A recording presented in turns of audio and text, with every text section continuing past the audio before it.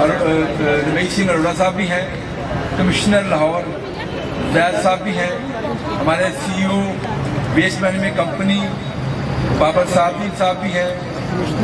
तलाशियाँ जो उठाई हैं वो 2,92,000 टन से ज्यादा टनेज हमने उठाई है 3 दिनों के अंदर। करें तो ये 3,33,000 टन से जायद टनिक जो है ना पूरे पंजाब में उठाई गई है। एक रात पहले से जो काम शुरू किया गया चांद रात जिसे हम कहते हैं, तब जो लाहौर जिला है इसमें करीब 55,000 टन जो वेस्ट है ये उठाया गया इन 3 दिनों के।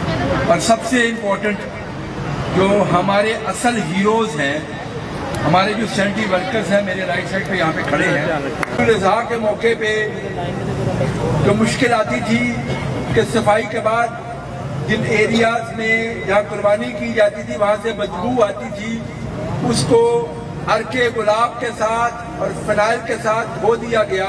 माइनॉरिटी के लोग पाक प्लांग एरिया से तशरीफ लाए थे आज मिलने के लिए। जब मैंने उनसे पूछा कि वज़ीर आला पंजाब की जो मुहिम है सुथरा पंजाब की, और खासकर ये जो 3 दिन टनेज थी वेस्ट की उठा के उसको तलब किया गया, और मैं खासकर अपने हीरोज़ को सलाम पेश करता हूँ जिनको वज़ीर साहब ने हीरोज़ कहा।